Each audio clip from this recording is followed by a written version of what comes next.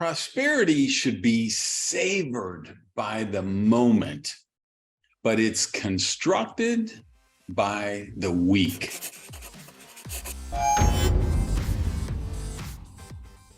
Hey guys, Randy here, back with another episode, and thanks for joining me. And as you can see, if you're watching on YouTube, I put on the camera again. You guys have been given great interaction, so I've been trying to also film each episode for you guys who like to watch.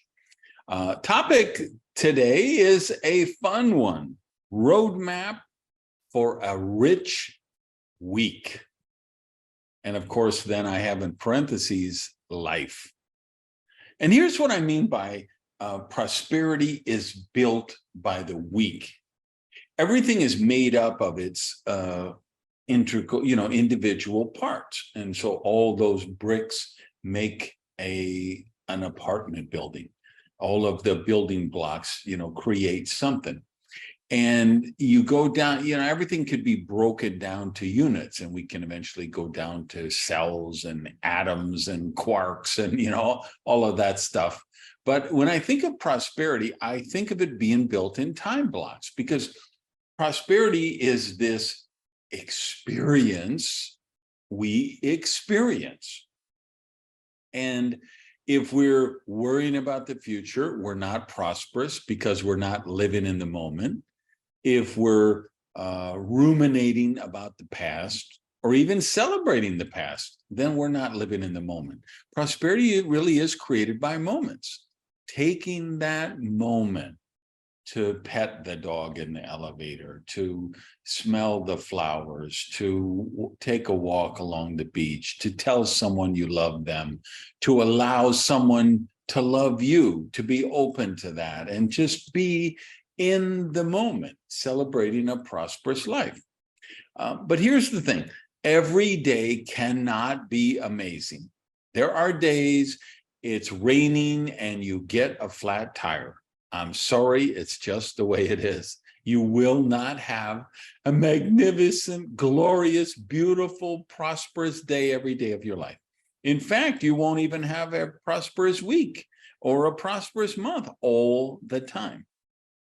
But we know that a prosperous life is made up of billions, perhaps trillions of moments. And the best way to create more prosperous ones, I believe, and this is what I'm going to posit as the theory this week I want you to work on, is that you construct a prosperous week, 1 week, the first week, and then replicate those results and build out a prosperous second week. Maybe you have a setback the third week, but then the fourth week, you set out at the start of the week to build a prosperous week. If you need help on this, make sure you're a subscriber to my Gauge on Prosperity newsletter. For you guys who just listen to the podcast or have never been to the website, it's really easy. It's free. Go to randygage.com. Top of the page, you'll see a thing, Randy's newsletter, Gauge on Prosperity.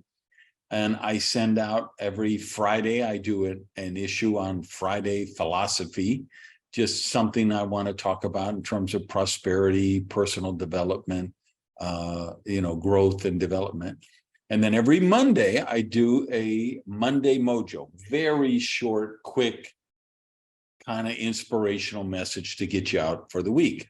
Because I do believe that you build prosperity 1 week at a time. So that's what I'm going to encourage you to do. And I need to set the stage with something because I'm begging you, do not sell yourself the story that you don't have time to do the things we're going to talk about this episode. I know it's corny. I know it's a cliche, but it's true. The most successful people in the world have the same amount of time you do. You can't say, I don't have time. That's not a sentence that serves you. We all prioritize how we're going to spend our time. And you can argue and you can go down to the comments saying, well, Randy, you don't know my situation. I have this thing that takes me 5 hours every day and I have to do that thing. Oh, okay. But remember, just argue for the limitations that you want to keep. I'm going to suggest you don't want to keep those limitations. So why not don't argue for them? All right. Because I'm going to give you 5 categories that I want you to attend to every week. And that's the posit I'm putting out there. I posit that if you make time for these 5 categories, you will have a prosperous week 85 or 90% of the time. And not as much to begin with. I'll just be honest. You know me, I always tell you the truth in these things. I don't give you any pandering bullshit, no rah-rah feel-good stuff. This is the real world stuff about prosperity. I just share with you what's working in my life, what's not working in my life, right? And I've found that when I make time, when I choose to prioritize my time to in these 5 categories, I have a prosperous week. And I didn't, it wasn't 90% of the time when I started out, because I kept sliding back into victimhood. I kept arguing for my limitations. Oh, I work in the restaurant business. I was a restaurant manager. I used to work 100-hour weeks sometimes. So that's a good excuse, right? If you work 100-hour week, you can say, I don't have time to do this stuff. I don't have time to exercise. I don't have time to do this. I'm working 100 hours a week. I'm caring for an elderly parent. I've got 4 young children. I've got a job that makes me travel all over the world. There's lots of excuses. But if you buy that story, if you allow yourself to buy that story, then you're not going to get the results. And I desperately want you to live a prosperous life. That's why I do these things every week, right? Do you notice you remember how much you paid for this training today? 0. Okay. I'm doing it because I care for you. I want you to be prosperous. So what do you got to make time for? Let's get into it. First, you got to make time for mental wellness. Could be meditation. Could be chanting. It could just something that calms your mind, gets you harmonious, guided meditation. And then something I want to add to that is thinking time. If you read my Mad Genius book, I always block off at least 45 hours, 45 minutes every week just for thinking time. No devices. I get a cup of my herbal tea. I get a pen, a notepad, journal, sit in a comfortable chair. I might go out on the balcony, look at the bay, and I'll just think. And anything comes to mind that I want to write down, I jot it down. Self-development time. This is one that I believe you should do daily. Figure out what you can start with, 15 minutes a day, 10 minutes a day, get it up to 20 minutes a day. Of just self-development time, where you're working on your mental wellness. Might be listening to this podcast. It might be reading positive books. It might be praying, any one of those things. But daily self-development time, do it in the morning so you're setting your mindset for the day. The other thing I like to do, I do brain teasers, crossword puzzles, Sudoku. My sister just turned me on to Wordle. I used to see it on Twitter, like, what is this Wordle thing? So I went home for a visit and my sister was playing it with her boyfriend and her son, and they got me in it, and I love it. It's stuff like that it creates new neural pathways in your brain. It keeps your thinking fresh. It exposes you to new ideas. This is really important for prosperity, to have the mental acuity. And then the other thing for mental wellness, I think, is in this category, is the spiritual element. For some of you, that's going to be going to a church, mosque, temple, synagogue, place of worship. For some of you, maybe it's a walk in the woods. But whatever spirit speaks to you, make time. Every week, make time for mental wellness. Number 2, make time every week for physical wellness. So this has to include exercise. No matter how young you are right now or how healthy you think you are right now, you have to have exercise. Personally, I like to do cardio every day. I also like to do resistance training every day, but I don't always get it in. But I'll never go a week where I didn't get in 3 workouts, right? Usually it's 7, but even on the most crazy, busiest week, doing a jet-setting tour around the globe where I hit 5 different countries in 7 days, or what, I still find 3 times that I can exercise. Sleep is there. Make sure you're getting enough sleep. Make sure you're doing a healthy diet, and that you're just allowing yourself time for rejuvenation and regeneration. So mental wellness, physical wellness. The third category you got to make time for is recreation. Like for me, that's softball, right? It's Sudoku and those kind of things, or it's playing chess. But those are activities that don't allow me to think about work, right? They force me to think about the recreation. I'm an old guy still playing softball. I'm playing first base or third base. We have these aluminum bats, and I'm playing against 20-year-old kids, and they're hitting the ball is jumping off that bat at 105 mile an hour. So when I'm sitting at third base and that guy, I can't be thinking about what's my next podcast I'm going to do, or what's the next speech I'm planning to give. I've got to be focused on when that ball is coming at me at 105 mile an hour. If I'm playing chess, I got to be focused on, okay, what is that guy or gal's next move, or what is that computer's next move, right? Find something like that. So whether it's badminton, tennis, hiking through the trails, swimming, fishing, rowboating, whatever, find some recreation, something that allow you to unplug your mind from work, something that will include time with friends and family. It's really important.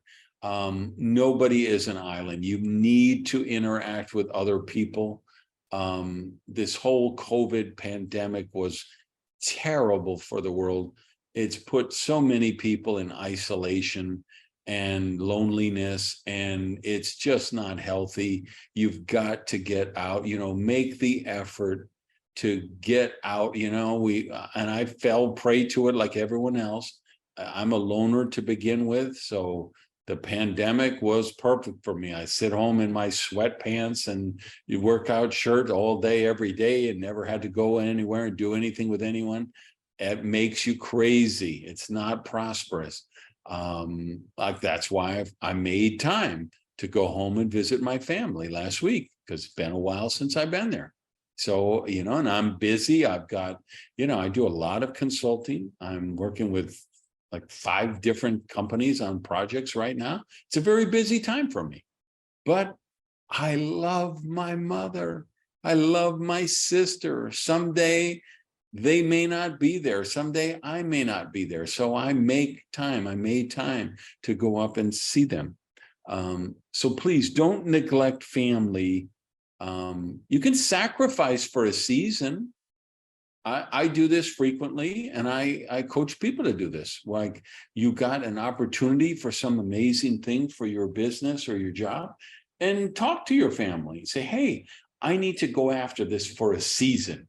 I'm not going to make every ballet recital or every soccer game, but I need to put some extra time in this project for the next 4 months. But after that, we're all going to get together as a family, and we're going to go to Six Flags, or we're going to go to Disney World, or we're going to take a cruise, or whatever, talk to them, work it out with them.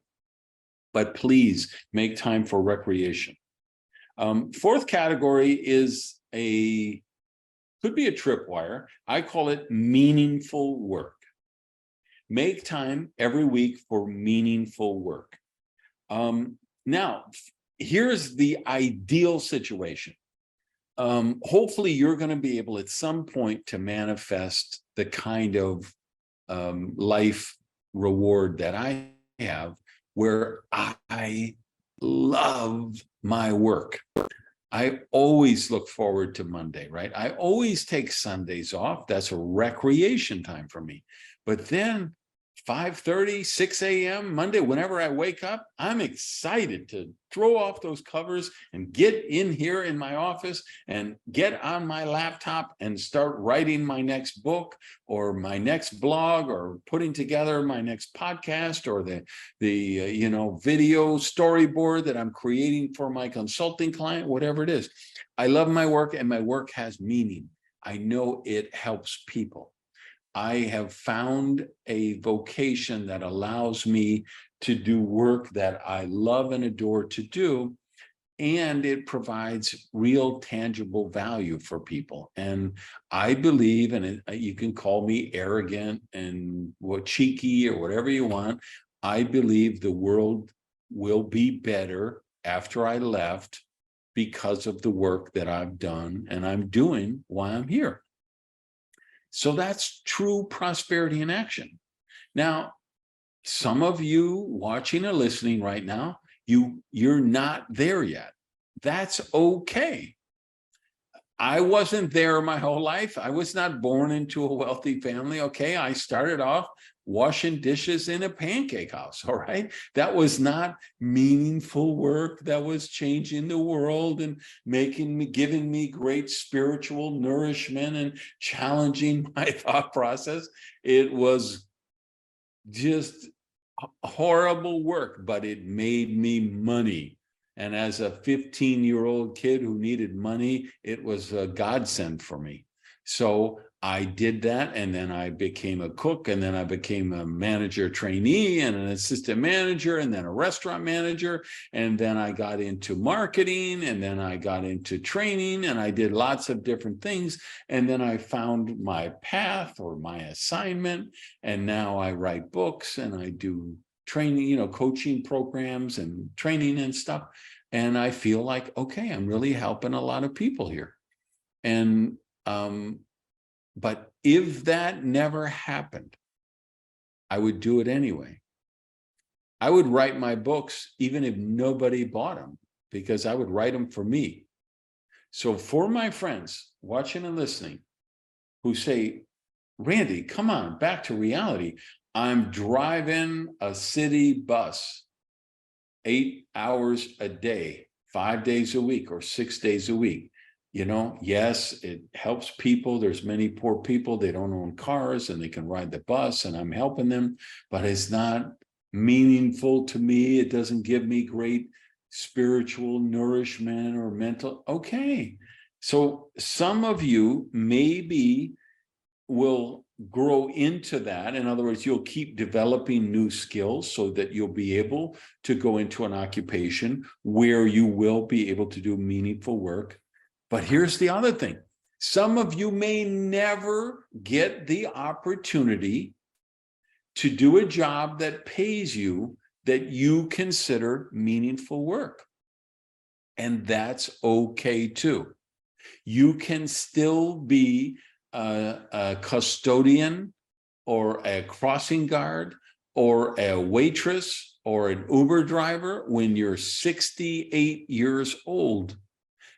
And you could be doing meaningful work outside your job, right? You can be volunteering at an organization that builds drinking wells in Africa. You can be volunteering. I have a friend who's a nurse, and he I forgot the name of the program, but they fly around the world. They go to the Philippines and Latin America and places where they have villages where there's no doctor or hospital. And they take their personal vacation time and they fly there, like Doctors Without Borders is another one. They'll take their personal vacation time and they'll go treat people who don't have money to get medical care, right? That's meaningful work. Volunteering at the library is meaningful work. You may just create a passion project. And particularly, I want to speak to my artist friends, you dancers and you sculptors and you painters and other artistic things that maybe you don't find financial remuneration. Not every artist, unfortunately, not every artist can make a living with their art, but you should do it anyway, because it is meaningful. It does make the world a better place. So just go to it. And finally, the last area that I want you to make time for every week is very related to the meaningful work. Make time for contribution. I just feel as humans, we all, we have this innate desire to become part of something bigger than ourselves. And whether it's religion, a movement, a nonprofit, a passion project, volunteering at the opera, whatever, but helping other people, becoming a coach, becoming a Cub Scout master, a Girl Scout master, being a Little League coach, being a soccer coach, mentoring somebody in your profession. You may be an accountant and say, well, I don't really think accounting is such meaningful work. But if you're mentoring new people who just getting out of college and they want to become accountants, that would be very meaningful work, helping people advance their career and further their dreams. So find something where you can contribute. And in the simplest ways, this can be sometimes. You got an insight about this topic? You think there's there's another area here that I left off that should be on here? Go down in the comments and write it. That's contribution, right? Anytime you go to a blog, anytime you're on a YouTube, your contribution might be just, you watch somebody's TikTok dance craze video and you just put a comment and say, hey, I love your energy in this video. That's contribution. Remember the circulation law of prosperity. All the true forms of prosperity, money, love, happiness, joy, hugs, kisses, they're infinite. The more you circulate them, the more comes back into your life. So contribution is a big, big part of that. So final thoughts on this, and I'll let you go. In my consulting work, I'm always talking with people about their planner, how to construct their week so they become productive and are able to reach the level of success that they would like to get in their careers. And I believe this same principle works for life. I'm telling them, like for business, I'm saying, hey, take 20 minutes every weekend and plan your planner. Mark off the blocks of time that you're going to do that. And now that I think about it, I think that was one of the big takeaways I got from the book when it first came out years ago, The 7 Habits of Highly Effective People by Stephen Covey. He actually had a planner he sold, which I bought, and you talked about important areas of your life, and then you blocked off time for those areas. Being a father is important, so you blocked off father time, right? If you're in a church and it was important, you blocked off time for the worship service, right? So that's still influencing me to this day. I'm just realizing it now as I'm talking to you. I'm really just kind of following through with the general principle that Covey taught in that book that I read 30 years ago or something.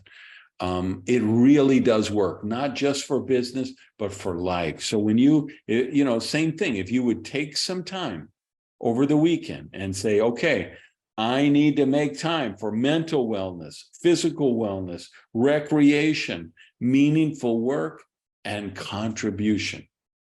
I believe most of the time you're going to manifest a prosperous week. Please rate the podcast, subscribe, like it, comment on the YouTube, share it, circulate the prosperity to the people in your world, and go out and have an amazing day.